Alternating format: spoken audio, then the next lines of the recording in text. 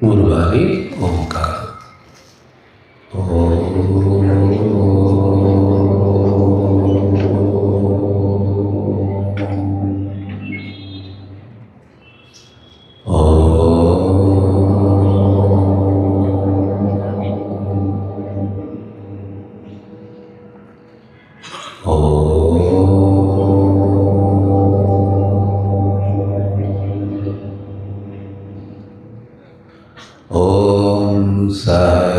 सहनावतु सहनौ भुनक्तु सह वीर्यं करवावहै तेजस्विनावधीतमस्तु मा विद्विषावहै। ॐ शान्ति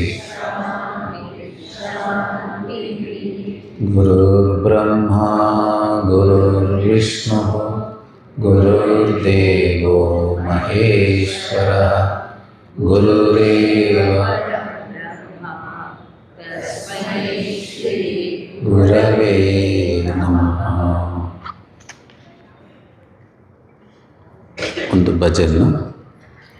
ಶ್ರೀ ಗುರುದೇವಂ ಚಿನ್ಮಯಾನಂದಂ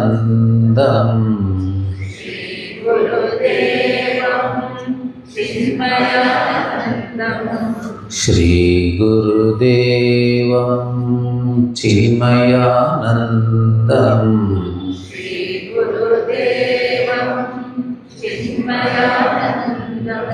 ಪ್ರಣಮಾಮ್ಯಹಂ ಗುರುದೇವಂ ಮಹರ್ನಿಶಂ ಗುರುದೇವಂ ಮಹರ್ನಿಶಂ ಪ್ರಣಮಾಮ್ಯಹಂ ಗುರುದೇವಂ ಅಹರ್ನಿಶಂ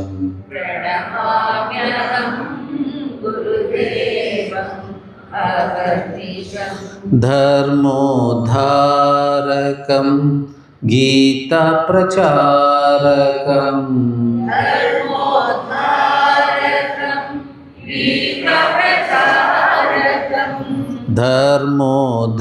ಧರ್ಮೋದ್ಧಾರಕಂ ಗೀತಾಪ್ರಚಾರಕಂ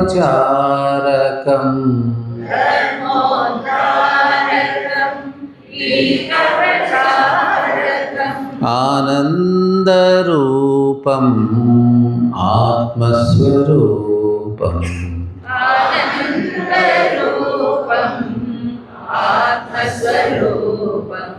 ಶ್ರೀ ಗುರುದೇವಂ ಚಿನ್ಮಯಾನಂದಂ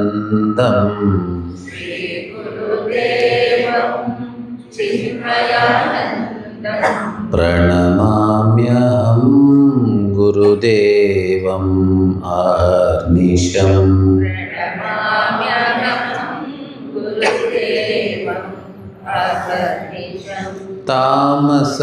ತಾಮಸಹಾರಕಂ ಉತ್ಸಾಹವರ್ಧಕಂ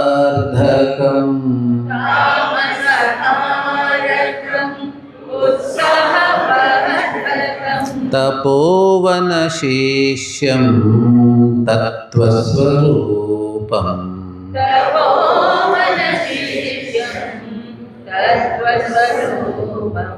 ಶ್ರೀ ಗುರುದೇವಂ ಚಿನ್ಮಯಾನಂದಂ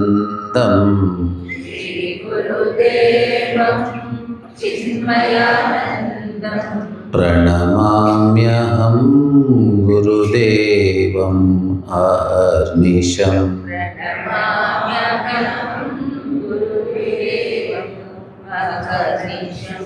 ಪ್ರೇಮ ಹೃದಯಿನಂ ಪರಮವಿರಾಗಿಣಂ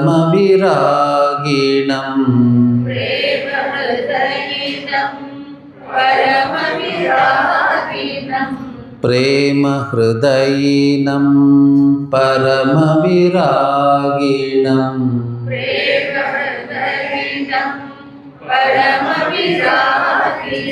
ಸನ್ಯಾಸಿನಂ ಗುರುಂ ಶಿರಸಾ ನಮಾಮ್ಯಹಂ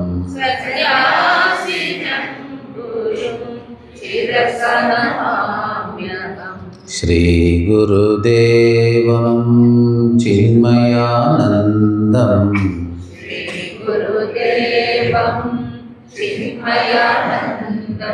ಪ್ರಣಮಾಮ್ಯಹಂ ಗುರುದೇವಂ ಅಹರ್ನಿಶಂ.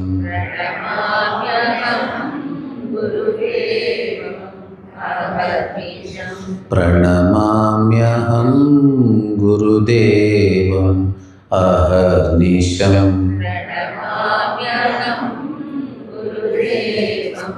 ಅಹರ್ನಿಶಂ. ಧ್ಯಾನ ಶ್ಲೋಕ ಗೀತೆ.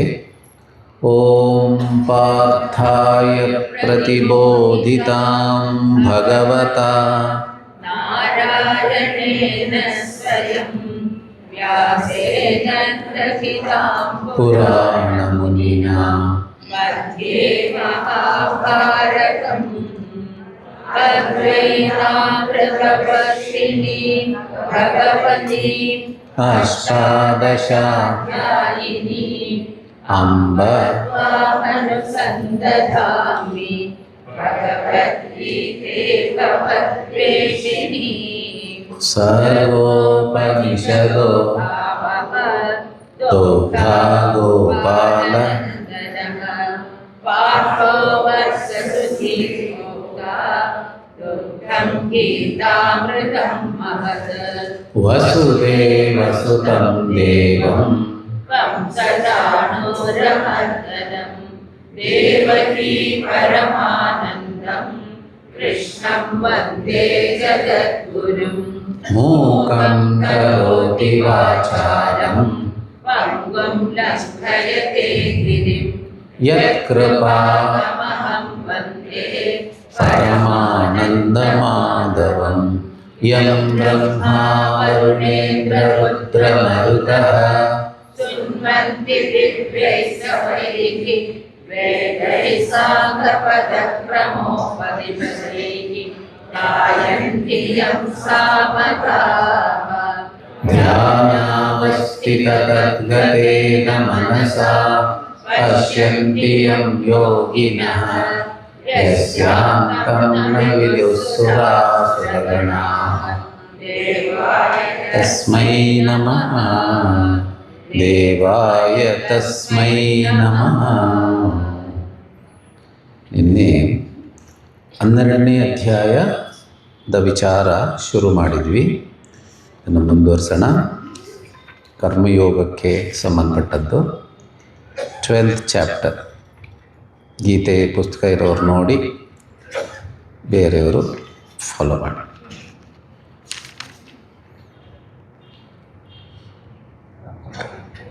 ಈಗ 12ನೇ ಅಧ್ಯಾಯದಲ್ಲಿ ಶ್ರೀಕೃಷ್ಣ ಸಾಧನೆಯ 5 ಮೆಟ್ಲುಗಳನ್ನು ಕೊಟ್ಟಿದ್ದಾನೆ. 5 ಸ್ಟೆಪ್ಸ್ ಟು ಮೋಕ್ಷ ಅಂತ ಕರೀಬೋದು. 5 ಸ್ಟೆಪ್ಸ್. ಶಬರಿಮಲೆಯಲ್ಲಿ 18 ಸ್ಟೆಪ್ ಇದೆ, ಇಲ್ಲ 5 ಸ್ಟೆಪ್. 5 ಸ್ಟೆಪ್ಸ್ ಟು ಮೋಕ್ಷ. ಯಾವುದು 5 ಸ್ಟೆಪ್ಸು? ಶ್ಲೋಕ 3, 4, 5 ಇದರಲ್ಲಿ ನಿರ್ಗುಣ ಧ್ಯಾನ. ಶ್ರೀಕೃಷ್ಣ ಮೇಲಿಂದ ಕೆಳಗೆ ಬರ್ತಾ ಇದ್ದಾನೆ, ಕೆಳಗಿಂದ ಮೇಲಲ್ಲ, ಮೇಲಿಂದ ಕೆಳಗೆ. ಹೈಯೆಸ್ಟ್ ಸಾಧನ ಆಗಲಿಲ್ಲ, ನೆಕ್ಸ್ಟ್ ಆಪ್ಷನ್. ಅದು ಆಗಲಿಲ್ಲ, ನೆಕ್ಸ್ಟ್ ಆಪ್ಷನ್. ಆ ಥರ. So level A, B, C, D, E 5 levels. So level A ಶ್ಲೋಕ ನಂಬರ್ 3, 4 and 5 ಇದು ಲೆವೆಲ್ A. ಲೆವೆಲ್ A ಅಂದ್ರೇನು? ನಿರ್ಗುಣ ಬ್ರಹ್ಮ ಧ್ಯಾನ. Meditating on the formless truth called Brahman. ನಿರ್ಗುಣ ನಿರಾಕಾರ ತತ್ವ, ಇಡೀ ಜಗತ್ತಿಗೆ ಅಧಿಷ್ಠಾನವಾದಂಥ ತತ್ವ, ನಮ್ಮ ಸ್ವರೂಪವೇ ಆದಂಥ ತತ್ವ. ಸೊ ಆ ಬ್ರಹ್ಮಧ್ಯಾನ ಮಾಡಿದ್ರೆ ಹೈಯೆಸ್ಟ್ ಸಾಧನ. ಅದಕ್ಕೆ ಅಕ್ಷರ ಉಪಾಸನೆ ಅಂತ ಕರೆದಿದ್ದಾರೆ. ಇದರಲ್ಲಿ ಅಕ್ಷರ ಅಂದರೆ ಇಂಪೆರಿಷಬಲ್. ಕ್ಷರ ಅಂದರೆ ನಾಶಕ್ಕೊಳಗಾಗುವಂಥದ್ದು, ಅಕ್ಷರ ಅಂದರೆ ನಾಶಕ್ಕೆ ಒಳಗೆ ಆಗದೇ ಇರುವಂಥದ್ದು, ವಿಚ್ ನೆವರ್ ಗೆಟ್ಸ್ ಡಿಸ್ಟ್ರಾಯ್ಡ್. ಅಂದರೆ ಬಿಯಾಂಡ್ ಟೈಮ್, ಕಾಲಾತೀತ ವಸ್ತು ಅಂತ ಅರ್ಥ. ಆದರೆ ಈ ಅಕ್ಷರ ಧ್ಯಾನ ಮಾಡಬೇಕಾದ್ರೆ ಬುದ್ಧಿ ಸೂಕ್ಷ್ಮ ಇರಬೇಕು, ಮತ್ತು ಮನಸ್ಸು ಶುದ್ಧ ಇರಬೇಕು. ಎರಡು, ಮನಸ್ಸು ಶುದ್ಧ ಇರಬೇಕು, ಬುದ್ಧಿ ಸೂಕ್ಷ್ಮ. ಏಕೆಂದರೆ ಅದು ಸೂಕ್ಷ್ಮಕ್ಕಿಂತ ಸೂಕ್ಷ್ಮವಾದಂಥ ತತ್ವ. ಬುದ್ಧಿ ಭಾಳ ಸೂಕ್ಷ್ಮ ಇರಬೇಕು, ಮನಸ್ಸು ಶುದ್ಧ ಇರಬೇಕು. ಆದರೆ ಅಷ್ಟೊಂದು ಅರ್ಹತೆ ಭಾಳ ಕಮ್ಮಿ ಜನರಿಗಿರುತ್ತೆ. ಹಾಗಾದರೆ ಏನು ಮಾಡೋದು? ಅರ್ಹತೆಯನ್ನು ಗಳಿಸ್ಬೇಕು. ಅದಕ್ಕೆ ನೆಕ್ಸ್ಟ್ ಆಪ್ಷನ್ ಕೊಡ್ತಾನೆ. 6, 7, 8 ಈ 3 ಶ್ಲೋಕದಲ್ಲಿ ನೆಕ್ಸ್ಟ್ ಆಪ್ಷನ್ ಏನು? ಒಂದು ಸ್ಟೆಪ್ ಕೆಳಗೆ ಬರ್ತಾನೆ. ಅದು ವಿಶ್ವರೂಪ ಈಶ್ವರ ಧ್ಯಾನ. ವಿಶ್ವರೂಪ ಈಶ್ವರ ಧ್ಯಾನ ಇದು ಸಗುಣ. ಸೊ ನಿರ್ಗುಣದಿಂದ ಸಗುಣಕ್ಕೆ ಬರ್ತಾನೆ. ಸಗುಣದಲ್ಲಿ 4 ಸ್ಟೆಪ್ ಹೇಳ್ತಾನೆ. So level B, level A ಆಗಲ್ಲ ಅಂತ ಇಟ್ಕೊಳ್ಳೋಣ. ಲೆವೆಲ್ ಬಿ ಏನು? ವಿಶ್ವರೂಪ ಈಶ್ವರ ಧ್ಯಾನ. ವಿಶ್ವರೂಪ ಈಶ್ವರ ಅಂದರೆ ಏನು? ಈ ಉಪದೇಶ ಸಾರದಲ್ಲಿ ಬರುತ್ತಲ್ಲ ಒಂದು ಶ್ಲೋಕ, 5ನೇ ಶ್ಲೋಕ ಅಂತ ಕಾಣುತ್ತೆ. ಜಗತ ಈಶಧಿ ಯುಕ್ತ ಸೇವನಂ ಅಷ್ಟಮೂರ್ತಿವೃತ್ ದೇವ ಪೂಜನಂ ಅಂತ. ಸೊ ರಮಣರು ಹೇಳ್ತಾರೆ, ಪೂಜೆ ಅಂದರೆ ಆ್ಯಕ್ಚುಲಿ ಪೂಜಾ ಕೋಣೆಯಲ್ಲಿ ಮಾಡೋ ಪೂಜೆ ಅದು ಪ್ರಾಥಮಿಕ ಪೂಜೆ. ಇಡೀ ಜಗತ್ತನ್ನೇ ನಾವು ಭಗವಂತನ ವ್ಯಕ್ತ ರೂಪ ಅಂತ ನೋಡಿ ಸೇವೆ ಮಾಡೋದಿದೆಯಲ್ಲ, ಇಡೀ ಜಗತ್ತನ್ನು ಭಗವಂತನ ವ್ಯಕ್ತ ರೂಪ ಅಂತ ನೋಡಿ ವಿಶ್ವರೂಪ ಈಶ್ವರ ಅಂತ ನೋಡಿ ಸೇವೆ ಮಾಡೋದಿದೆಯಲ್ಲ, ಅದು ದೇವ ಪೂಜನ. It's the real puja, the highest puja. ಆದರೆ ಈ ವಿಶ್ವರೂಪ ಭಕ್ತಿಗೆ ಅದಕ್ಕೂ ಸೂಕ್ಷ್ಮ ಬುದ್ಧಿ ಬೇಕು, ವಿಶಾಲವಾದಂಥ ಮನಸ್ಸು ಬೇಕು. ಅದಕ್ಕೆ ಚಿತ್ತ ವಿಶಾಲತಾ. ಏಕೆಂದರೆ ಭಗವಂತನ ಅಸ್ತಿತ್ವವನ್ನು ಎಲ್ಲೆಲ್ಲೂ ನೋಡುವಂಥದ್ದು. ಎಲ್ಲ ನಾಮರೂಪಗಳು ಅವನ ನಾಮರೂಪವೇ. ನಿನ್ನೆ ಒಂದು ಹಾಡು ಹೇಳಿದ್ನಲ್ಲ, ಸಕಲ ಭುವನವಿದು ರಾಮಮಯ ರಘುವರ ನೆನ್ನಯ ಪ್ರಾಣಪ್ರಿಯ. ನನ್ನ ಇಷ್ಟ ದೇವತೆ ರಾಮ, ಆದರೆ ಆ ರಾಮ ಒಂದು ನಾಮರೂಪಕ್ಕೆ ಸೀಮಿತ ಅಲ್ಲ, ಎಲ್ಲ ನಾಮರೂಪಗಳು ಅವನ ನಾಮರೂಪವೇ. ಆ ರೀತಿ ಒಂದು ವಿಶಾಲವಾದಂಥ ದೃಷ್ಟಿ ಇದೆಯಲ್ಲ, ಅದು ಇದ್ದರೆ ವಿಶ್ವರೂಪ ಭಕ್ತಿ ಸಾಧ್ಯ. ಆದರೆ ಅದು ಕೂಡ ಎಷ್ಟು ಸುಲಭವಾಗಿ ಬರೋದಿಲ್ಲ. ಅದರಿಂದ ನೆಕ್ಸ್ಟ್ ಆಪ್ಷನ್ ಏನು? Level C. ಲೆವೆಲ್ ಸಿ, ಸರಿ ನಾನು ರಾಮನನ್ನು ಒಂದು ನಾಮರೂಪಕ್ಕೆ ಸೀಮಿತ ಮಾಡಿ ರಾಮನ ಉಪಾಸನೆ ಮಾಡ್ತೀನಿ. ಒಂದು ಕಡೆ ಕೂತ್ಕೊಂಡು ರಾಮನ ವಿಗ್ರಹ ನನ್ನ ಮುಂದೆ ಇಟ್ಟು ಆ ವಿಗ್ರಹವನ್ನು ಮನಸ್ಸಿಗೆ ತಂದುಕೊಂಡು ಮನಸ್ಸಲ್ಲಿ ಶ್ರೀರಾಮನ ರೂಪ ಗುಣ ಅದೆಲ್ಲ ಕೂಡ ಕಲ್ಪನೆ ಮಾಡಿಕೊಂಡು ಮನಸ್ಸಲ್ಲಿ ಸ್ಥಾಪಿಸಿ ಶ್ರೀರಾಮನನ್ನು ಧ್ಯಾನ ಮಾಡೋದು.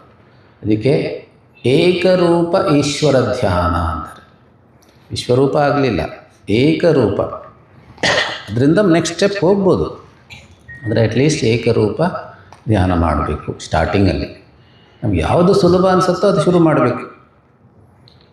ಇದಕ್ಕೆ ಇಂಗ್ಲೀಷಲ್ಲಿ ಒಂದು ಮಾತಿದೆ, ನಮ್ಮ ಗುರುಗಳು ಹೇಳ್ತಾಯಿದ್ರು, if you do what is possible more will be possible.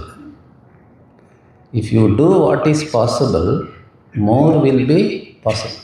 First ನಮ್ಮ ಕೈಲಾಗಿದ್ದು ಮಾಡಬೇಕು. ಮಾಡ್ತಾ ಮಾಡ್ತಾ ಇನ್ನೂ ಹೆಚ್ಚು ಸಾಮರ್ಥ್ಯ ಬರುತ್ತೆ. ಏನೂ ಆಗೋದೇ ಇಲ್ಲ ಅಂತ ಕೂತ್ಕೊಂಡ್ಬಿಟ್ರೆ ಏನೂ ಆಗೋದೇ ಇಲ್ಲ ಅಷ್ಟೇ. The journey of 1000 miles begins with A single step ಅಂತ ಹೇಳ್ತಾರೆ. 1000 ಮೈಲಿಯ ಪ್ರಯಾಣ ಒಂದು ಹೆಜ್ಜೆ ಇದ್ದರೆ ತಾನೇ ಪ್ರಾರಂಭ ಆಗೋದು. ಒಂದು ಹೆಜ್ಜೆನೇ ಇಡಲಿಲ್ಲ ಅಂದರೆ 1000 ಮೈಲಿ ಯಾವಾಗ ದಾಟೋದು? ಸೊ ಏಕರೂಪ ಈಶ್ವರ ಭಕ್ತಿಯಿಂದ ಶುರು ಮಾಡಬೇಕು. ನನ್ನ ಇಷ್ಟ ದೇವತೆ ರಾಮ, ಇನ್ನೊಬ್ಬರ ಇಷ್ಟ ದೇವತೆ ಕೃಷ್ಣ, ಇನ್ನೊಬ್ಬರಿಗೆ ಇನ್ಯಾರೋ ಇರ್ಬೋದು. ಬಟ್ ಒಂದು ಇಷ್ಟ ದೇವತೆ ಇರಬೇಕು. ಪ್ರತಿಯೊಬ್ಬ ಸಾಧಕನಿಗೂ ಒಂದು ಮಂತ್ರ, ಒಂದು ಇಷ್ಟ ದೇವತೆ ಎಲ್ಲ ಒಂದೊಂದೇ ಇದ್ದರೆ ಮನಸ್ಸನ್ನು ನಿಲ್ಲಿಸೋದು ಸುಲಭ ಅಂತ ಗುರುಗಳು ಹೇಳ್ತಾರೆ. ಸೊ ಒಂದು ಇಷ್ಟ ದೇವತೆ, ಅದನ್ನು ಧ್ಯಾನ ಮಾಡೋದು. ಏಕರೂಪ ಈಶ್ವರ ಭಕ್ತಿ ಇದು ಪ್ರಾಬ್ಲಮ್ಯಾಟಿಕ್ಕೆ. ಯಾಕೆಂದರೆ ಮನಸ್ಸು ನಿಲ್ಲಲ್ಲ.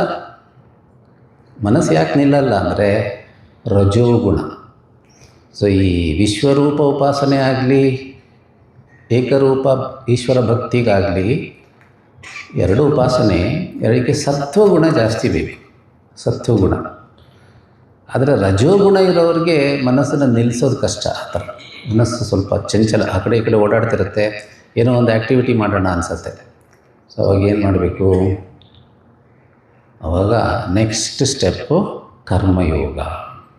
ಯಾಕಂದರೆ ಹೇಗಿದ್ದರೂ ಅವನು ಆ್ಯಕ್ಟಿವ್ ಆಗಿರ್ತಾನೆ, ರಜೋಗುಣ ಇರೋವನು, ಅವನೇನಾದರೂ ಒಂದು ಕೆಲಸ ಮಾಡ್ತಾ ಇರ್ತಾನೆ.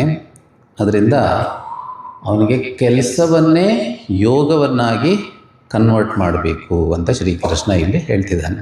ಅದು 9ನೇ ಶ್ಲೋಕ ನೋಡೋಣ. ಅತ ಚಿತ್ತಂ ಸಮಾಧಾತುಂ ನ ಶಕ್ನೋಷಿ ಮಯಿ ಸ್ಥಿರಂ ಅಭ್ಯಾಸಯೋಗೇನ ತತಃ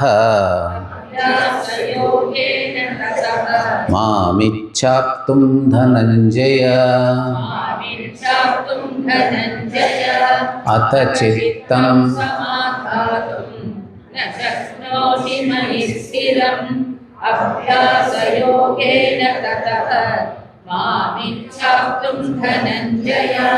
ಸೊ ಶ್ರೀಕೃಷ್ಣ 4th ಆಪ್ಷನ್ ಕೊಟ್ಟಿದ್ದಾನೆ, 4ನೇ option level D. So level D ಅಂದರೆ ಏನು? ಅಥ ಚಿತ್ತಂ ಸಮಾಧಾತುಂ ನ ಶಕ್ನೋಷಿ. ಮನಸ್ಸನ್ನು ಒಂದು ಕಡೆ ನಿಲ್ಲಿಸೋದಕ್ಕೆ ನಿಮಗೆ ಆಗೋದಿಲ್ಲ ಅಲ್ವಾ? ನಿಲ್ಲಲ್ಲ ಮನಸ್ಸು. ಸ್ಥಿರವಾಗಿ ಮೈ ಅಂದರೆ ನನ್ನಲ್ಲಿ ಸ್ಥಿರವಾಗಿ ನಿಲ್ಲಿಸೋದಕ್ಕೆ ಆಗ್ತಾಯಿಲ್ಲ. You can not concentrate on your ಇಷ್ಟ ದೇವತಾ ಅವ್ರ ಇಷ್ಟ ಮಂತ್ರ. ಏನು ಮಾಡಬೇಕು ಮತ್ತೆ? ಅಭ್ಯಾಸ ಯೋಗೇನ ತಥೋ ಮಾಮಿಚ್ಛಾಪ್ತುಂ ಧನಂಜಯ. ಇದು ನೆಕ್ಸ್ಟ್ ಉಪಾಸನೆ ಲೆವೆಲ್, ಇಷ್ಟ ದೇವತೆ. ಸೊ ಅಭ್ಯಾಸ ಯೋಗ ಮಾಡು ಅಂದರೆ ಒಂದು ಇಷ್ಟ ದೇವತೆ ಮೇಲೆ ನಿನ್ನ ಮನಸ್ಸನ್ನು ನಿಲ್ಲಿಸು. ಇದು ಇಷ್ಟ ದೇವತಾ ಉಪಾಸನೆಯ ಶ್ಲೋಕ. ಇದು ಆಗೋದಿಲ್ಲ ಅಂತ ನೆಕ್ಸ್ಟು ಕರ್ಮಯೋಗ. ನೆಕ್ಸ್ಟ್ ಶ್ಲೋಕ ನೋಡೋಣ. ಅಭ್ಯಾಸೇಪ್ಯಸಮರ್ಥೋಸಿ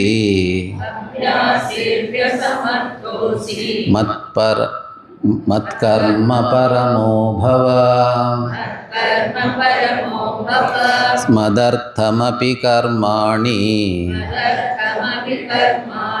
ಕುರ್ವನ್ ಸಿದ್ಧಿಮವಾಪ್ಸ್ಯಸಿ. ಅಭ್ಯಾಸೇಪ್ಯಸಮರ್ಥೋಸಿ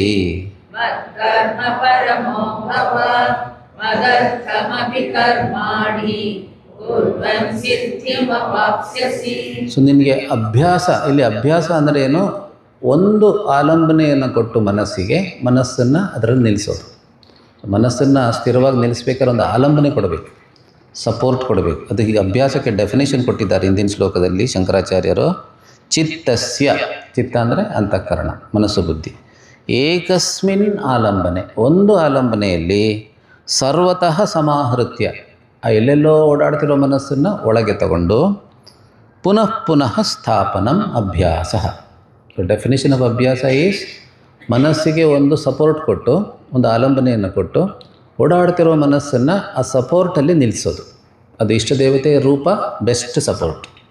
ಬೇರೆ ಸಪೋರ್ಟ್ಸು ಮಾಡ್ತಾರೆ, ಆದರೆ this is the best support. ಏಕೆಂದರೆ ಮನಸ್ಸು ಇಷ್ಟ ದೇವತೆ ಕಡೆ ಸಹಜವಾಗಿ ಹೋಗುತ್ತೆ. ಅದಕ್ಕೆ ಇಷ್ಟ ದೇವತೆ ಮೇಲೆ ಪ್ರೀತಿ ಇರಬೇಕು. ಆ ಪ್ರೀತಿಯನ್ನು ಬೆಳೆಸ್ಕೊಳ್ಳೋಕೆ ಏನೇನು ಮಾಡಬೇಕು?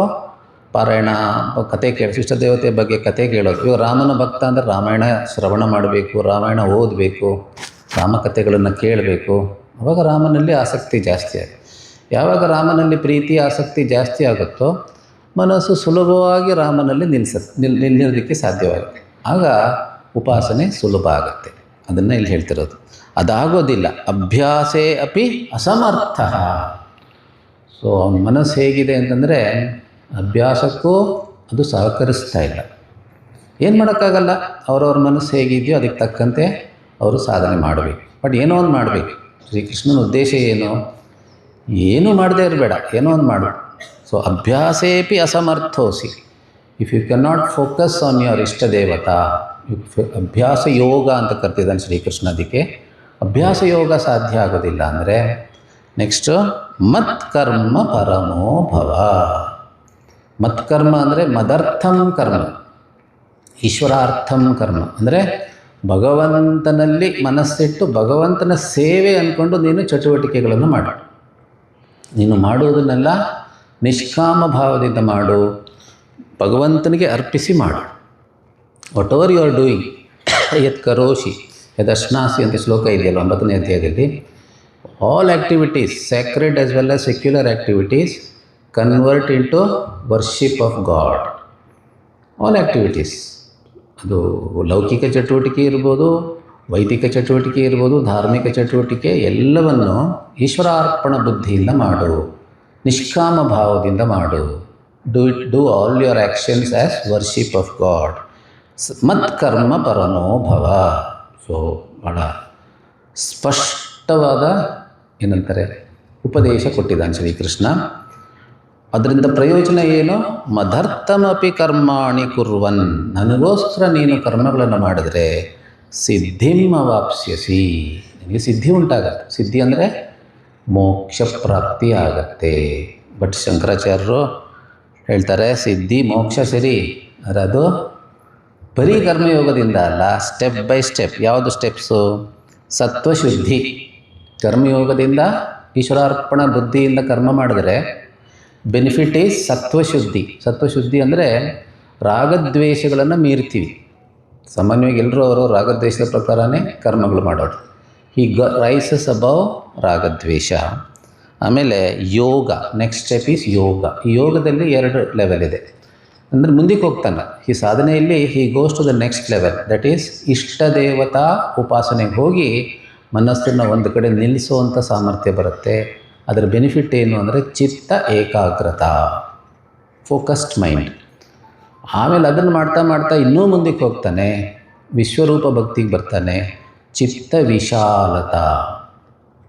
ಆಮೇಲೆ ನೆಕ್ಸ್ಟ್ ಯೋಗ ಆದಮೇಲೆ ಜ್ಞಾನ ಪ್ರಾಪ್ತಿ.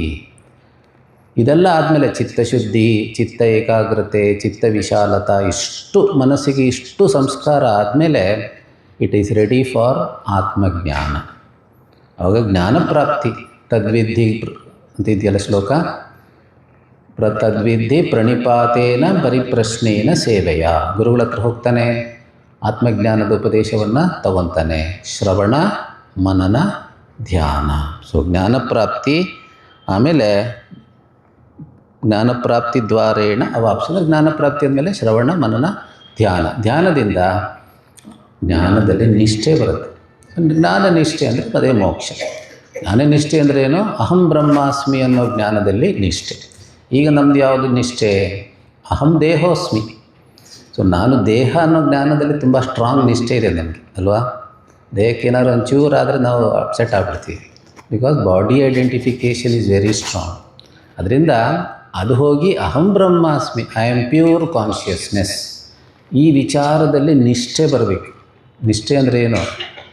Firm abidance in this knowledge, always at all times. ಎಲ್ಲ ಸಂದರ್ಭದಲ್ಲೂ ಈ ಜ್ಞಾನ ನಮ್ಮನ್ನು ಕಾಪಾಡಬೇಕು, ಎಲ್ಲ ಸಂದರ್ಭದಲ್ಲೂ. That is called nishtha. So ಸಿದ್ಧಿ ಉಂಟಾಗತ್ತೆ. You start with karmayoga. ಕರ್ಮಯೋಗ ಅಂದರೆ ಇಲ್ಲಿ ನಿಷ್ಕಾಮ ಕರ್ಮ ಪ್ರಧಾನ ಕರ್ಮಯೋಗ. ಶಂಕರಾಚಾರ್ಯ ಅದಕ್ಕೆ ಹೇಳ್ತಾರೆ ಮತ್ಕರ್ಮ ಪ್ರಧಾನ ಅಂದರೆ ಸ್ವಲ್ಪ ಸ್ವಲ್ಪ ಕಾಮ್ಯ ಕರ್ಮ, ಒಂದು ಸ್ವಲ್ಪ ನಿಷಿದ್ಧ ಕರ್ಮ, ಒಂದು ಸ್ವಲ್ಪ ಪ್ರಾಯಶ್ಚಿತ್ತ ಕರ್ಮ. 100% ಅವಾಯ್ಡ್ ಮಾಡೋಕ್ಕಾಗಲ್ಲ ಶುರುವಿನಲ್ಲಿ, ಕ್ರಮೇಣ ಬಿಡ್ಬೋದು. ಶುರುವಿನಲ್ಲಿ ಒಂಚೂರು ಕಾಮ್ಯ ಕರ್ಮ ಇರುತ್ತೆ, ಒಂಚೂರು ನಿಷಿದ್ಧ ಕರ್ಮ ಇರುತ್ತೆ, ಅಲ್ಲಿ ಇಲ್ಲಿ ಒಂದು ಸುಳ್ಳು ಹೇಳೋದು ಅದೆಲ್ಲ ಇದ್ದೇ ಇರುತ್ತೆ, ನಿಷಿದ್ಧ ಕರ್ಮ. ಆಮೇಲೆ ಪ್ರಾಯಶ್ಚಿತ್ತ ಕರ್ಮ ಒಂಚೂರು ಭಯದಿಂದ. ಸೊ ಅದೆಲ್ಲ ಒಂಚೂರು ಚೂರು ಇದ್ದರೆ ಡಿಸ್ಕೌಂಟ್ ಕೊಟ್ಟಿದ್ದಾರೆ ಶಂಕರಾಚಾರ್ಯರು. ಬಟ್ ಜಾಸ್ತಿ ನಿಷ್ಕಾಮ ಕರ್ಮವನ್ನೇ ಮಾಡಬೇಕು ಅಂತ ಹೇಳ್ತಾರೆ. ಸೊ ಅದರಿಂದ ಮುಂದೆ ಮುಂದೆ ಹೋಗ್ತಾನೆ. ಮುಂದೆ ಹೋಗಿದಷ್ಟು ಮಿಕ್ಕಿದೆಲ್ಲ ಎಲ್ಲ ಫೇಡ್ ಔಟ್ ಆಗಿಬಿಡುತ್ತೆ, ಬೇಡದಿರೋದೆಲ್ಲ ಫೇಡ್ ಔಟ್ ಆಗುತ್ತೆ. ಆದರೆ ಒಬ್ಬ ಹೇಳ್ತಾನೆ, ನೀವು ಹೇಳೋದೆಲ್ಲ ಚೆನ್ನಾಗಿದೆ, ಆದರೆ ನನಗದು ಕಷ್ಟ. ಯಾಕೆಂದರೆ ಬರೀ ನಿಷ್ಕಾಮ ಕರ್ಮ ಮಾಡೋದು ನನಗೇನು ಅದೇನು ಅಷ್ಟು ಸುಲಭನಾ? ಒಂದು 10% ನಿಷ್ಕಾಮ ಕರ್ಮ ಮಾಡ್ಬೋದು. 90% ನಂದೆಲ್ಲ ಕಾಮ್ಯ ಕರ್ಮನೇ, ಸಕಾಮ ಕರ್ಮನೇ. ನನಗೆ ಅಷ್ಟೆಲ್ಲ ವೈರಾಗ್ಯ ಇಲ್ಲ, ಅಷ್ಟೆಲ್ಲ ವಿರಕ್ತಿ ಇಲ್ಲ, ಬರೀ ನಿಷ್ಕಾಮ ಕರ್ಮ ಮಾಡುವಷ್ಟು. ನಮ್ಮದೆಲ್ಲ ಹೇಗೆ ಅಂದರೆ 50% ಕಾಮ್ಯ ಕರ್ಮ, 60% ಕಾಮ್ಯ ಕರ್ಮ, 20% ನಿಷ್ಕಾಮ ಕರ್ಮ, ಅಥವಾ 10% ನಿಷ್ಕಾಮ, ಒಂದು ಸ್ವಲ್ಪ ನಿಷಿದ್ಧ ಕರ್ಮ, ಒಂದು ಸ್ವಲ್ಪ ಪ್ರಾಯಶ್ಚಿತ್ತ ಕರ್ಮ ಎಲ್ಲ ಇರುತ್ತೆ ಎಲ್ಲರ ಜೀವನದಲ್ಲೂ. ಸೊ ನನಗೆ ಇದೆಲ್ಲ ಆಗೋದಿಲ್ಲ. ನಿಷ್ಕಾಮ ಕರ್ಮ ನಂದು ಬರೀ ಸಕಾಮ ಕರ್ಮನೇ ನಾನು ಮಾಡೋದು. ಯಾಕಂದ್ರೆ ನನಗೆ ಏನೇನೋ ಆಸೆ ಇದೆ, ಆಸೆ ತೀರಿಸ್ಕೊಳ್ಳೋದಕ್ಕೆ ಮಾಡೋದು ಕರ್ಮ ಅಂತ ಹೇಳ್ತಾನೆ. ಆವಾಗ ಶ್ರೀಕೃಷ್ಣ ಹೇಳ್ತಾನೆ, ಓಕೆ ನಿನಗೂ ಒಂದು ಸ್ಕೀಮ್ ಕೊಡ್ತೀನಿ. ಏನದು ಸ್ಕೀಮು? ಅಥೈತದಪ್ಯಶಕ್ತೋಸಿ अथैतदप्यशक्तोऽसि ಕರ್ತುಂ ಮದ್ಯೋಗಮಾಶ್ರಿತಃ कर्तुं मद्योगमाश्रितः ಸರ್ವಕರ್ಮಫಲತ್ಯಾಗಂ सर्वकर्मफलत्यागं ತತಃ ಕುರು ಯತಾತ್ಮವಾನ್ तत्कुरु यथात्मवान् ಅಥೈತದಪ್ಯಶಕ್ತೋಸಿ कर्तुं मद्योगमाश्रितः सर्वकर्मफलत्यागं ततः कुरु यथात्मवान्. ಸೊ ಇದು level E. Level A B C D ಎಲ್ಲ ಮುಗೀತೀಗ. Level E. ಲೆವೆಲ್ ಇ ಅನ್ನು ಹೇಳ್ತಾನೆ, ಆಯಿತು ನೀನು ಕಾಮ್ಯ ಕರ್ಮವನ್ನೇ ಮಾಡು, ನಿನಗೆ ಕಾಮನೆಗಳು ಜಾಸ್ತಿ, ಅದರಿಂದ ಕಾಮ್ಯ ಕರ್ಮವನ್ನೇ ಮಾಡು, ನೋ ಪ್ರಾಬ್ಲಮ್. ಆದರೆ ಆ ಕಾಮ್ಯ ಕರ್ಮದ ಫಲ ಬರುತ್ತಲ್ಲ, ಜೀವನದಲ್ಲಿ ಏನೇನು ಬರುತ್ತೋ ಎಲ್ಲ ಕರ್ಮಫಲನೇ. Whatever comes to us in life is nothing but karmaphala. ಕರ್ಮಫಲ ಎಲ್ಲಿಂದ ಬರುತ್ತೆ, ಯಾರಿಂದ ಬರುತ್ತೆ? ಭಗವಂತನಿಂದ ಬರುತ್ತೆ. ಅವನಿಗೆ ಹೆಸರೇ ಕರ್ಮಫಲದಾತ. ರಮಣರು ಹೇಳಿದಾರಲ್ಲ ಉಪದೇಶದಲ್ಲಿ, ಫಸ್ಟ್ ಶ್ಲೋಕ ಯಾವುದದು ಸ್ಟಾರ್ಟಿಂಗ್? ಕರ್ತುರಾಜ್ಞೆಯ ಪ್ರಾಪ್ಯತೆ ಫಲಂ. ಕರ್ತು ಆಜ್ಞೆಯ ಫಲಂ ಪ್ರಾಪ್ಯತೆ. ಕರ್ತ ಅಂದರೆ ಭಗವಂತ. ಭಗವಂತನ ಆಜ್ಞೆಯಂತೆ ನಮಗೆ ಜೀವನದಲ್ಲಿ ಕರ್ಮಫಲ ಬರೋದು.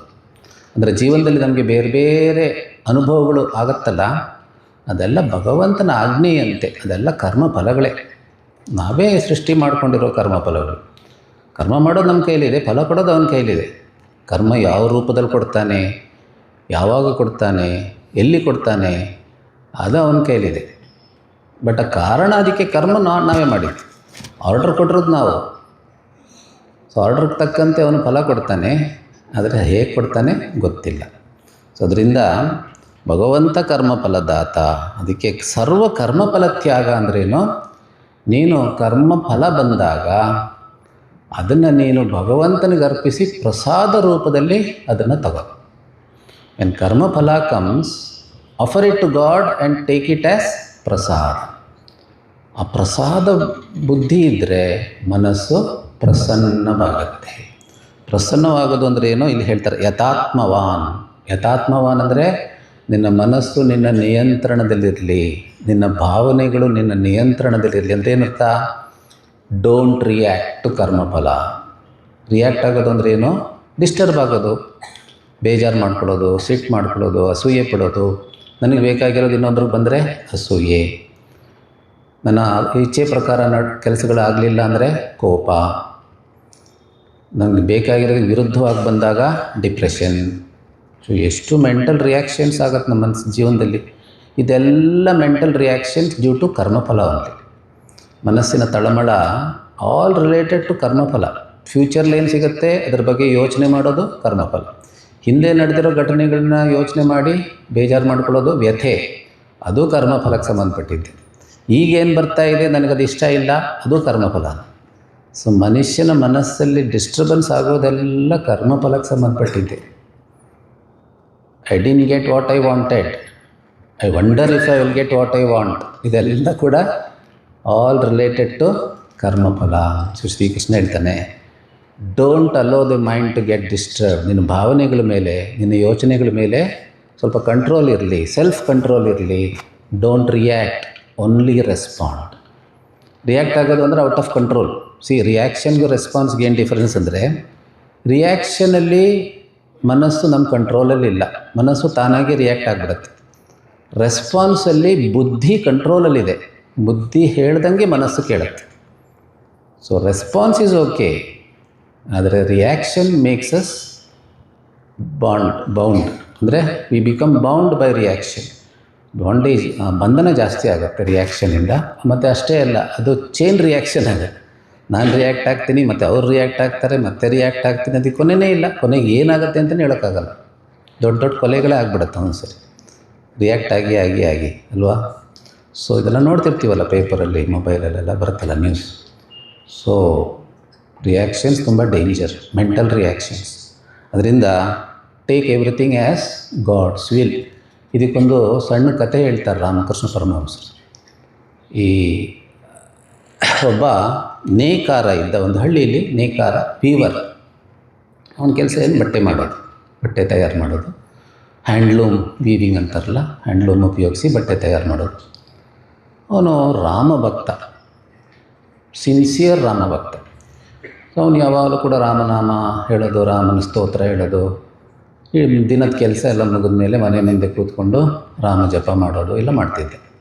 ಒಂದು ದಿವಸ ಅವನು ವ್ಯಾಪಾರ ಮಾಡುವಾಗಲೂ ಅಷ್ಟೇ, ಯಾರಾದರೂ ಈ ಬಟ್ಟೆಗೆ ಎಷ್ಟು ಬೆಲೆ ಅಂದರೆ ಅವನು ಹಿಂಗೆ ಹೇಳೋನು, ಶ್ರೀರಾಮನ ಇಚ್ಛೆಯಂತೆ ಆ ಬಟ್ಟೆಯ ಖರ್ಚು ಇಷ್ಟು, ಶ್ರೀರಾಮನ ಇಚ್ಛೆಯಂತೆ ಆ ಬಟ್ಟೆಯಿಂದ ನನಗೆ ಸಿಗೋ ಪ್ರಾಫಿಟ್ಟು ಇಷ್ಟು, ಶ್ರೀರಾಮನ ಇಚ್ಛೆಯಂತೆ ಆ ಲೇಬರ್ ಇಷ್ಟು, ಶ್ರೀರಾಮನ ಇಚ್ಛೆಯಂತೆ ಒಟ್ಟು ಬೆಲೆ ಇಷ್ಟು ಅಂತ ಹೇಳೋನು.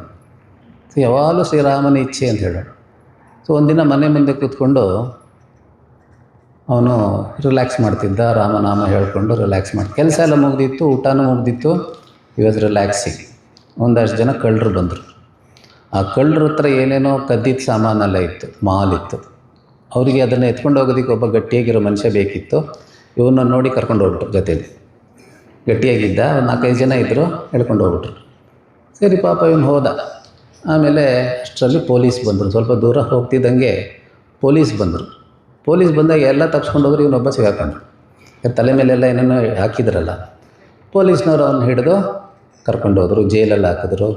2-3 ದಿವಸ ಆದಮೇಲೆ ಮ್ಯಾಜಿಸ್ಟ್ರೇಟ್ ಮುಂದೆ ನಿಲ್ಲಿಸ್ತಾರೆ ಕೋರ್ಟಲ್ಲಿ.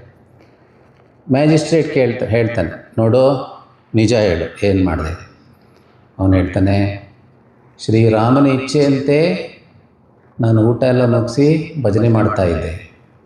ಶ್ರೀರಾಮನ ಇಚ್ಛೆಯಂತೆ ಅಲ್ಲಿ ಕಳ್ಳರು ಬಂದರು. ಶ್ರೀರಾಮನ ಇಚ್ಛೆಯಂತೆ ಅವ್ರು ನನ್ನನ್ನು ಇಟ್ಕೊಂಡು ಹೋದರು. ಶ್ರೀರಾಮನ ಇಚ್ಛೆಯಂತೆ ಅವ್ರು ಕದ್ದಿದ್ದೆಲ್ಲ ನನ್ನ ತಲೆ ಮೇಲೆ ಹಾಕಿದ್ರು. ಶ್ರೀರಾಮನ ಇಚ್ಛೆಯಂತೆ ಪೊಲೀಸ್ ಬಂದರು. ಶ್ರೀರಾಮನ ಇಚ್ಛೆಯಂತೆ ಎಲ್ಲ ತಪ್ಪಿಸ್ಕೊಂಡ್ರು, ನಾನೊಬ್ಬ ಸಿಗಾಕೊಂಡೆ. ಈಗ ಶ್ರೀರಾಮನ ಇಚ್ಛೆಯಂತೆ ನಿಮ್ಮ ಮುಂದೆ ನಿಂತಿದ್ದೀನಿ. ಆವಾಗ ಮ್ಯಾಜಿಸ್ಟ್ರೇಟ್ಗೆ ಗೊತ್ತಾಯ್ತು, ಓ ಇವನು ಕಳ್ಳ ಅಲ್ಲ ಅಂತ, ಬಿಟ್ಬಿಡಿ ಅವನ್ನ ಅಂತ. ಅವನು ಹೊರಗೆ ಬರ್ತಾನೆ ಕೋರ್ಟಿಂದ. ಆವಾಗ ಹಳ್ಳಿ ಜನ ಎಲ್ಲ ಸೇರಿರ್ತಾರೆ, ಪಾಪ ಅವನ್ನ ಇಟ್ಕೊಂಡು ಹೋಗ್ತಿದ್ದಾರಲ್ಲ ಅಂತ ಕಾಯ್ತಿರ್ತಾರೆ. ಏನಾಯಿತು? ಶ್ರೀರಾಮನ ಇಚ್ಛೆಯಂತೆ ಬಿಡುಗಡೆ ಆಯಿತು. ಸೊ ಆ ರೀತಿ ಇಡೀ ಘಟನೆಯಲ್ಲಿ ಅವನ ಮನಸ್ಸು ಹೆಂಗಿತ್ತು? ಪ್ರಶಾಂತ್. ಯಾಕೆ? ಶ್ರೀರಾಮನ ಇಚ್ಛೆ. ಸೊ ಅದನ್ನೇ ನಾವು ಗುರುದೇವ್ ಹೇಳೋ ಮಾತನ್ನು ನೆನಪಿಟ್ಕೊಬೇಕು. The universe is a cosmos, not a chaos. ಜಗತ್ತು ನಿಯಮಗಳ ಪ್ರಕಾರ ನಡೀತಾ ಇದೆ, ಯದ್ವಾ ತದ್ವಾ ಏನೂ ನಡೀತಾ ಇಲ್ಲ. ನಮಗೇನೋ ಒಂದು ಬಂತು ಅಂದರೆ ಅದಕ್ಕೇನೋ ಕಾರಣ ಇದೆ, ಶ್ರೀರಾಮನ ಇಚ್ಛೆ. ನಾವು ಪ್ರಯತ್ನ ಮಾಡೋದು ಬೇರೆ, ಕೊನೆಗೆ ಸಿಗೋ ಫಲ ಶ್ರೀರಾಮನ ಇಚ್ಛೆಯಂತೆ ಪ್ರಾಪ್ತಿಯಾಗತ್ತೆ, ನಿಯಮಗಳ ಪ್ರಕಾರ, ನಾಟ್ ವಿತೌಟ್ ರೀಸನ್. ಗುರುದೇವ್ ಹೇಳ್ತಾರೆ, for every tear, for every smile there is a reason and he knows the reason. ಎಲ್ಲದಕ್ಕೂ ಕಾರಣ ಇದೆ. ನಾವು ಯಾಕೆ ಅಂತ ಕೇಳಿ, ಯಾಕೆ ಅಂದ್ರೆ ಉತ್ತರ ಸಿಗಲ್ಲ, ಭಗವಂತನಿಗೆ ಗೊತ್ತು ಯಾಕೆ.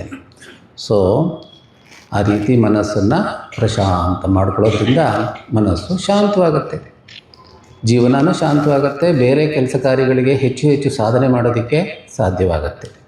ಈಗ ಒಬ್ಬರು ಕೇಳ್ಬೋದು, ಇದೂ ಆಗಲಿಲ್ಲ ಅಂದರೆ, ಈ 4-5ನೇ ಸಾಧನೆಯೂ ಆಗಲಿಲ್ಲ ಅಂದರೆ ಶ್ರೀಕೃಷ್ಣ ಹೇಳ್ತಾನೆ, ಹೇಳಿಲ್ಲ, ನಾವು ಹೇಳಬೇಕು, ಬೆಟರ್ ಲಕ್ ನೆಕ್ಸ್ಟ್ ಬರ್ತ್, ಮುಂದಿನ ಜನ್ಮದಲ್ಲಿ ಟ್ರೈ ಮಾಡೋಣ ಅಂತ ಹೇಳಬೇಕು ಅಷ್ಟು, ಇನ್ನೇನು ಹೇಳೋಕ್ಕಾಗಲ್ಲ.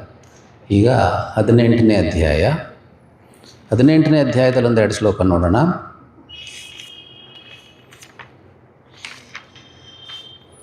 18ನೇ ಅಧ್ಯಾಯ ಶ್ರೀ ಶಂಕರಾಚಾರ್ಯರು ಶುರುವಿನಲ್ಲೇ ಹೇಳ್ತಾರೆ, ಇದು ಇಡೀ ಭಗವದ್ಗೀತೆಯ ಸಾರ. ಭಗವದ್ಗೀತೆಯೇ ಎಲ್ಲ ವೇದಗಳ ಸಾರ. ಆದರೆ 18ನೇ ಅಧ್ಯಾಯ ಸರ್ವಸ್ಯ ಏವ ಗೀತಾಶಾಸ್ತ್ರಸ್ಯ ಅರ್ಥಃ ಅಸ್ಮಿನ್ ಅಧ್ಯಾಯೇ ಇದು ಉಪಸಂಹಾರ. ಸೊ ಇದು ಭಗವದ್ಗೀತೆಯ ಉಪಸಂಹಾರ ಅಧ್ಯಾಯ, ಸಮರಿ, ಎಲ್ಲನೂ ಸಮರೈಸ್ ಮಾಡ್ತಾನೆ. 17 ಅಧ್ಯಾಯದಲ್ಲಿ ಏನು ಹೇಳಿದಾನೋ ಶ್ರೀಕೃಷ್ಣ, 18ನೇ ಅಧ್ಯಾಯದಲ್ಲಿ ಎಲ್ಲ ಕೂಡ ಮತ್ತೆ ಸಮರೈಸ್ ಮಾಡ್ತಾನೆ, ಮತ್ತೆ 2-3 ಸತಿ ಸಮರೈಸ್ ಮಾಡ್ತಾನೆ, ಬೇರೆ ಬೇರೆ ಥರ. ಇಟ್ಸ್ ವೆರಿ ಇಂಪಾರ್ಟೆಂಟ್ ಚಾಪ್ಟರ್ 18ನೇ ಅಧ್ಯಾಯ. ಸೊ ಶುರುವಿನಲ್ಲಿ ಅರ್ಜುನ ಒಂದು ಪ್ರಶ್ನೆ. ಅರ್ಜುನ ಉವಾಚ अर्जुनोवाच ಸನ್ಯಾಸಸ್ಯ ಮಹಾಬಾಹೋ सन्न्यासस्य महाबाहो ತತ್ವಮಿಚ್ಛಾಮಿ ವೇದಿತುಂ तत्त्वमिच्छामि वेदितुं ತ್ಯಾಗಸ್ಯ ಚ ಹೃಷೀಕೇಶ त्यागस्य च ऋषिकेश ಪೃಥಕ್ ಕೇಶಿ ನಿಷೂದನ.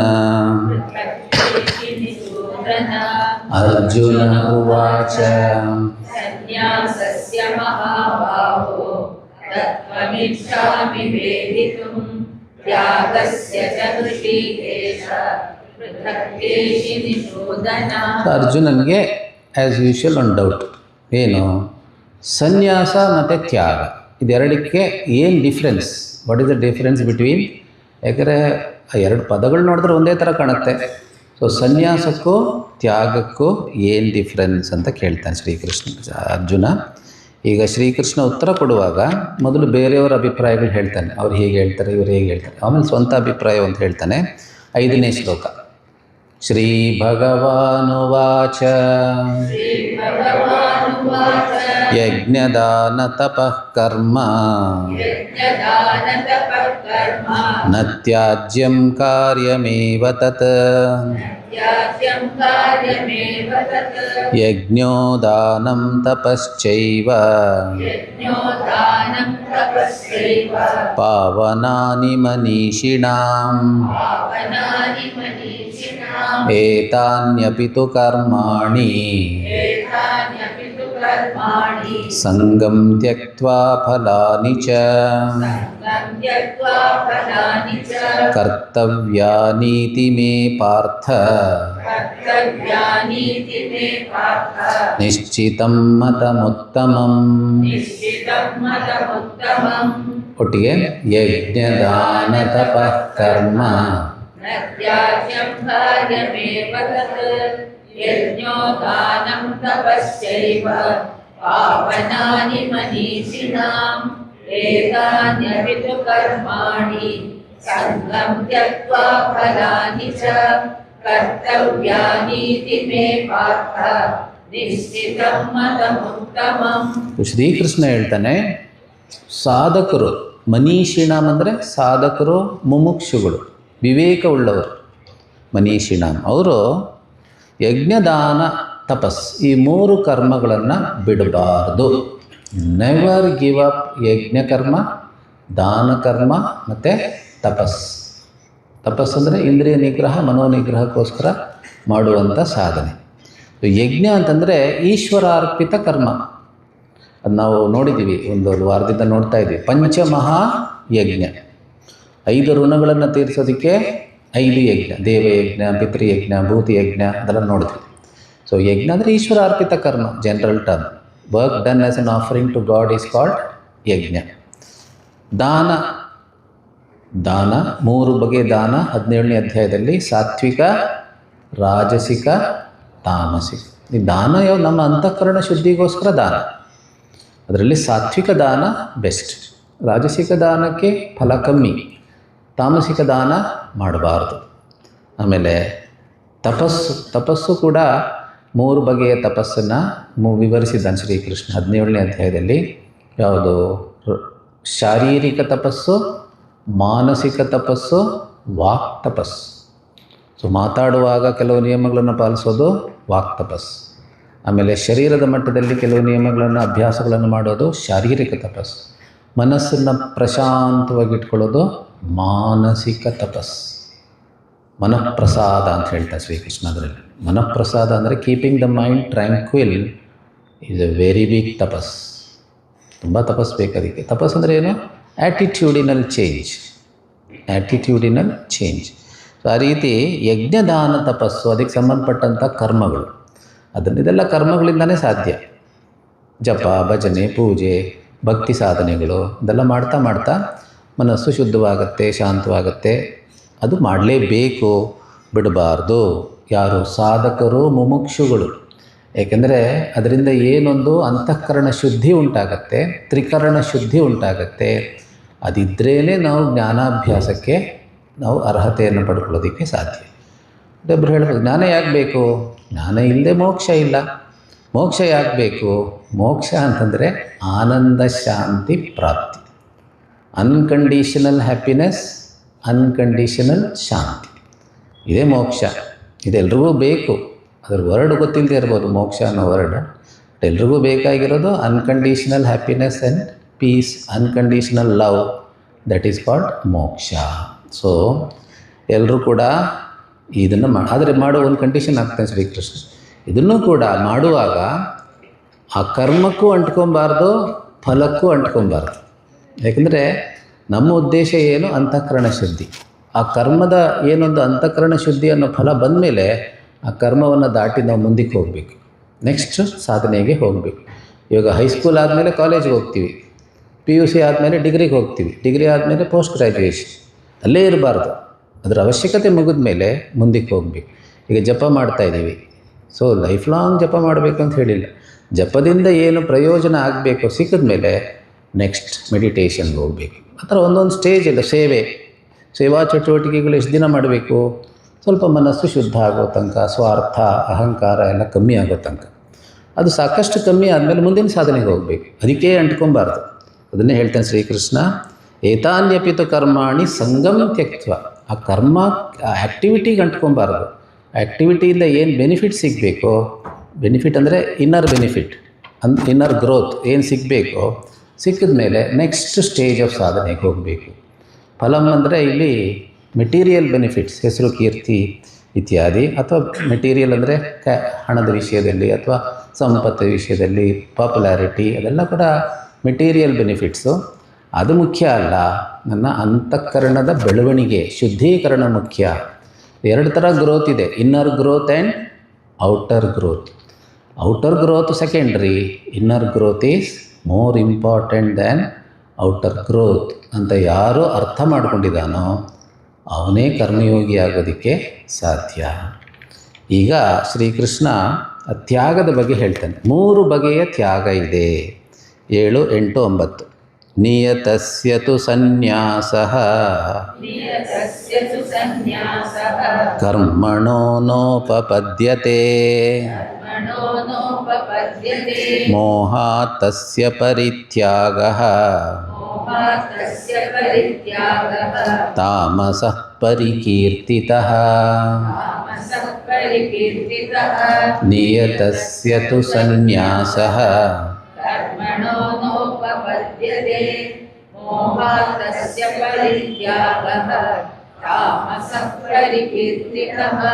ಸೊ ನಿಯತಸ್ಯ ಕರ್ಮಣಃ ಸನ್ಯಾಸ ಅಂದರೆ ನಿಯತ ಕರ್ಮ ಅಂದರೆ ಕಂಪಲ್ಸರಿ ಡ್ಯೂಟೀಸ್, ನಿತ್ಯ ಕರ್ಮ ಮತ್ತು ನೈಮಿತ್ತಿಕ ಕರ್ಮ. ಪ್ರತಿದಿನ ಅಥವಾ ಸಂದರ್ಭಕ್ಕೆ ಅನುಸಾರವಾಗಿ ಅಥವಾ ರೆಗ್ಯುಲರ್ ಆಗಿ ಮಾಡಲೇಬೇಕಾದಂಥ ಕೆಲವು ಸಾಧನೆಗಳಿದೆ ಮತ್ತು ನಮ್ಮ ಕರ್ತವ್ಯಗಳಿದೆ.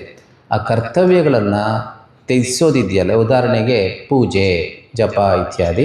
ಅಥವಾ ಜನರಲಾಗಿ ಹೇಳೋದಾದರೆ ಒಂದೇ ನೋಡಿ, ಡಾಕ್ಟ್ರ್ ಹೇಳ್ತಾರೆ ಪ್ರತಿದಿನ ವ್ಯಾಯಾಮ ಮಾಡಬೇಕು.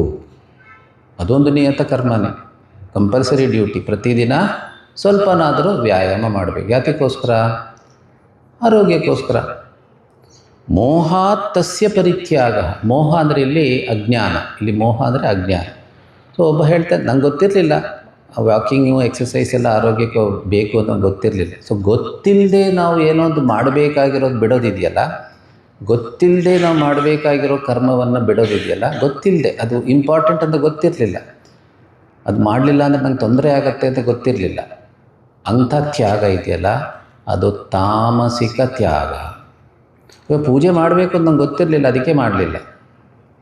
ಜಪ ಮಾಡಬೇಕು ಅಂತ ನಂಗೆ ಗೊತ್ತಿರಲಿಲ್ಲ, ಅದಕ್ಕೆ ಮಾಡಲಿಲ್ಲ. ಸೊ ಆ ರೀತಿ ಗೊತ್ತಿಲ್ಲದೆ ಒಂದು ಕರ್ಮವನ್ನು ಬಿಡೋದಿದೆಯಲ್ಲ, ನಮ್ಮ ನಿತ್ಯ ಕರ್ಮ, ನಮ್ಮ ಡ್ಯೂಟೀಸ್ನ ಬಿಡೋದಿದೆಯಲ್ಲ, ದಟ್ ಈಸ್ ಕಾಲ್ಡ್ ತಾಮಸಿಕ ತ್ಯಾಗ, ಅಜ್ಞಾನದಿಂದ.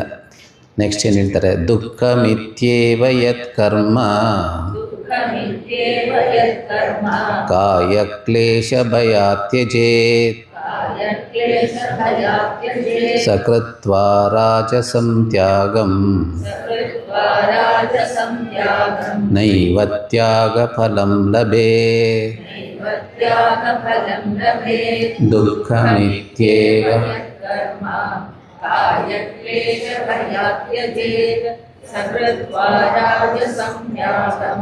ನೈವ ತ್ಯಾಗಫಲಂ ಲಭೇತ್. ಈಗ ಒಬ್ಬನಿಗೆ ಗೊತ್ತು ನಾನು ವಾಕಿಂಗ್ ಮಾಡಬೇಕು, ಡಾಕ್ಟ್ರೇ ಹೇಳಿದ್ದಾರೆ ಮತ್ತು ಇನ್ಯಾರೋ ದೊಡ್ಡವರು ಹೇಳಿದ್ದಾರೆ ವಾಕಿಂಗ್ ಪ್ರತಿದಿನ ಮಾಡಬೇಕು, ವಾಕಿಂಗ್ ಅಥವಾ ಯಾವುದಾದ್ರು ವ್ಯಾಯಾಮ ಪ್ರತಿದಿನ ಮಾಡಬೇಕು ಅಂತ ಗೊತ್ತಿದೆ, ಅದರ ಬೆನಿಫಿಟ್ಟು ಗೊತ್ತಿದೆ, ಆದರೆ ಮಾಡಲ್ಲ. ಯಾಕೆ? ಲೇಜಿ, ಅಂದರೆ ದೇಹದ ಸುಖಕ್ಕೆ ಅಂಟ್ಕೊಂಡಿದ್ದಾನೆ, ಬಾಡಿಗೆ ಸ್ಟ್ರೈನ್ ಆಗುತ್ತೆ ಅಂತ. ಬಾಡಿಗೆ ಈಗ ಕೆಲವು ಶ್ಲೋಕಗಳನ್ನು ನಾವು ಸಾಧಕರು ಬೈಹಾರ್ಟ್ ಮಾಡಬೇಕು ಅಂತ ನಮ್ಗೆ ಗೊತ್ತಿದೆ, ಅಥವಾ ಗುರುಗಳು ಹೇಳ್ತಾರೆ ಶ್ಲೋಕಗಳು ಕಂಠಪಾಠ ಕಲಿಯಪ್ಪ ಅಂತ. ನಾವು ಮಾಡಲ್ಲ. ಯಾಕೆ? ಕ್ಲೇಶ ಅಂದರೆ ಸ್ಟ್ರೈನ್ ಆಗುತ್ತೆ. ಸೊ ಸ್ಟ್ರೈನ್ ಆಗುತ್ತೆ ಅಂತ ನಾವು ಮಾಡಬೇಕಾಗಿರೋದು ಬಿಡೋದಿದೆಯಲ್ಲ, ಗೊತ್ತಿದ್ದು ನಾವು ಮಾಡಬೇಕಾಗಿರೋದನ್ನು ಬಿಡೋದಿದೆಯಲ್ಲ, that is called rajasika tyaga. ಯಾಕೆ ರಾಜಸಿಕ ತ್ಯಾಗ ಅಂತಂದರೆ you are attach to comforts, ಸುಖಕ್ಕೆ ಅಂಟ್ಕೊಂಡಿರೋದು, ಅದು ರಾಜಸಿಕ ಗುಣ, ಅದು ದುರ್ಗುಣ. ಸೊ ರಾಜಸಿಕ ತ್ಯಾಗ. ಗೊತ್ತಿಲ್ಲದೆ ವ್ಯಾಯಾಮ ಮಾಡದೇ ಇರೋದು ತಾಮಸಿಕ ಅಜ್ಞಾನ, ಗೊತ್ತಿದ್ದು ವ್ಯಾಯಾಮ ಮಾಡದೇ ಇರೋದು ರಾಜಸಿಕ ತ್ಯಾಗ. ಹಾಗಾದರೆ ಸಾತ್ವಿಕ ತ್ಯಾಗ ಅಂದ್ರೇನು? ರಾಜಸಿಕ ತ್ಯಾಗದಿಂದ ಪ್ರಯೋಜನ ಇಲ್ಲ. ಮತ್ತು ಕಾರ್ಯಮಿತ್ಯೇವ ಯತ್ ಕರ್ಮ ನಿಯತಂ ಕ್ರಿಯತೆ ಅರ್ಜುನ ಸಂಗಂ ತ್ಯಕ್ತ್ವಾ ಫಲಂ ಚೈವ ಸತ್ಯಾಗಃ ಸಾತ್ವಿಕೋ ಮತಃ. ಕಾರ್ಯಮಿತ್ಯೇವ ಯತ್ ಕರ್ಮ ನಿಯತಂ ಕ್ರಿಯತೆ ಅರ್ಜುನ ಸಂಗಂ ತ್ಯಕ್ತ್ವಾ ಫಲಂ ಚೈವ ಸತ್ಯಾಗಃ ಸಾತ್ವಿಕೋ ಮತಃ. ಈ ಸಾತ್ವಿಕ ತ್ಯಾಗ ಇದೆಯಲ್ಲ, ಇದೇ ಕರ್ಮಯೋಗ. ಸಾತ್ವಿಕ ತ್ಯಾಗದಲ್ಲಿ ಕರ್ಮ ತ್ಯಾಗ ಮಾಡೋದಿಲ್ಲ. I don't give up the action, but I give up my attachment to the action and attachment to the fruit of action. ಕರ್ಮಕ್ಕೆ ಅಂಟ್ಕೊಳ್ಳೋದು, ಕರ್ಮ ಫಲಕ್ಕೆ ಅಂಟ್ಕೊಳ್ಳೋದು ಇದೆಯಲ್ಲ, ಅದನ್ನು ತ್ಯಜಿಸ್ತೇನೆ ಹೊರತು ಕರ್ಮವನ್ನು ತ್ಯಜಿಸೋದಿಲ್ಲ. ದಟ್ ಈಸ್ ಕಾಲ್ಡ್ ಸಾತ್ವಿಕ ತ್ಯಾಗ. ಸೊ ಜಪ ಮಾಡಬೇಕು ಅಂತ ಗೊತ್ತಿರಲಿಲ್ಲ, ಅದರಿಂದ ಜಪ ಮಾಡಲಿಲ್ಲ. ಯಾವ ತ್ಯಾಗ? ತಾಮಸ. ಜಪ ಮಾಡಬೇಕು ಅಂತ ಗೊತ್ತು, ಆದರೆ ಸೋಂಬೇರಿತನ, ಅಂದರೆ ಕಷ್ಟ ಆಗುತ್ತೆ, ಸ್ಟ್ರೈನ್ ಆಗುತ್ತಲ್ಲ ಜಪ ಮಾಡಿದ್ರೆ, ತಲೆ ಬಿಸಿ ಆಗುತ್ತೆ. ಸೊ ಜಪ ಮಾಡೋದಿಲ್ಲ. ಅದು ಯಾವ ತ್ಯಾಗ? ರಾಜಸ. ಸೊ ಜಪ ಮಾಡಬೇಕು ಅಂತ ಗೊತ್ತು, ಮಾಡ್ತೀನಿ, ಕರೆಕ್ಟಾಗಿ ಮಾಡ್ತೀನಿ, ಆದರೆ ಜಪಕ್ಕೂ ಅಂಟ್ಕೊಳ್ಳೋದಿಲ್ಲ. ಅಂದರೆ ಯಾವಾಗ ಬೇಕಾದರೂ ಅದರ ಅವಶ್ಯಕತೆ ಮುಗಿದ ಮೇಲೆ ಬಿಡಕ್ಕೆ ರೆಡಿ, ನೆಕ್ಸ್ಟ್ ಸ್ಟೇಜ್ ಸಾಧನೆ ಹೋಗಕ್ಕೆ ರೆಡಿ. ಮತ್ತು ಜಪದಿಂದ ಪುಣ್ಯ ಬರ್ಬೋದು, ನಾನು ಪುಣ್ಯಕ್ಕೋಸ್ಕರ ಜಪ ಮಾಡೋದಲ್ಲ, ಚಿತ್ತ ಶುದ್ಧಿಗೋಸ್ಕರ, ಚಿತ್ತ ಏಕಾಗ್ರತೆಗೋಸ್ಕರ ಜಪ ಮಾಡೋದು, ಸಾಧನೆಯ ದೃಷ್ಟಿಯಿಂದ ಜಪ ಮಾಡೋದು. ಸೊ ಇದಕ್ಕೆ ಹೆಸರು ಸಾತ್ವಿಕ ತ್ಯಾಗ. ಸೊ ಇದನ್ನು ಎಲ್ಲ ಇದಕ್ಕೂ ಕನೆಕ್ಟ್ ಮಾಡ್ಬೋದು, ಎಲ್ಲ ಚಟುವಟಿಕೆಗಳಿಗೂ ಕನ್ವರ್ಟ್ ಮಾಡೋದು. ಈ ಸಾತ್ವಿಕ ತ್ಯಾಗಕ್ಕೆ ಹೆಸರು ಕರ್ಮಯೋಗ ಅಂತ ಶ್ರೀಕೃಷ್ಣ ಅರ್ಜುನನ ಪ್ರಶ್ನೆಗೆ ಒಂದು ಹಂತದ ತನಕ ಉತ್ತರ ಕೊಟ್ಟಿದ್ದಾನೆ. ಸೊ ನಾವು 8 ದಿವಸದಿಂದ ಕರ್ಮಯೋಗದ ಅನೇಕ ವಿಚಾರಗಳನ್ನು ಬೇರೆ ಬೇರೆ ಅಧ್ಯಾಯಗಳಿಂದ ತೆಗೆದು ನೋಡಿದ್ದೀವಿ. ನೀವೆಲ್ಲ ಕೂಡ ತಾಳ್ಮೆಯಿಂದ ಕೇಳಿಸ್ಕೊಂಡಿದ್ದೀರಾ. ಮೊದಲನೇದಾಗಿ ಬಂಡ್ ಸಂಘದ ಕಮಿಟಿಯ ಅಧ್ಯಕ್ಷರು, ಉಪಾಧ್ಯಕ್ಷರು, ಕಾರ್ಯದರ್ಶಿಗಳು ಮತ್ತು ಇನ್ನೆಲ್ಲ ಮೆಂಬರ್ಸ್ಗೂ ಕೂಡ, ಕಮಿಟಿ ಮೆಂಬರ್ಸ್ಗೆ ಚಿನ್ಮಯ ಮಿಷನ್ ಪರವಾಗಿ ನಾನು ಹೃತ್ಪೂರ್ವಕ ಕೃತಜ್ಞತೆಗಳನ್ನು ಅರ್ಪಿಸ್ತಾ ಇದ್ದೀನಿ. ಭಾಳ ಸುಂದರವಾದಂಥ ಈ ಒಂದು ಸಭಾಂಗಣದಲ್ಲಿ ನಮಗೆ ಎಲ್ಲ ರೀತಿಯ ವ್ಯವಸ್ಥೆಯನ್ನು ಮಾಡಿಕೊಟ್ಟಿದ್ದಾರೆ. ಭಾಳ ಸಂತೋಷ ಆಗಿದೆ, ಬಂದವ್ರಿಗೂ ಸಂತೋಷ ಆಗಿದೆ. ಅದರಿಂದ ಎಲ್ಲ ರೀತಿಯೂ ಅವರಿಗೆ ಭಗವಂತನ ಕೃಪೆ ಉಂಟಾಗಲಿ ಅಂತ ಪ್ರಾರ್ಥಿಸ್ತಾ ಈಗ ಮುಂದಿನ ಕಾರ್ಯಕ್ರಮಕ್ಕೆ ಹೋಗೋಣ. ಹರಿ ಓಂ. ಶಾಂತಿ ಮಂತ್ರ ಅಂತ ಹೇಳೋಣ.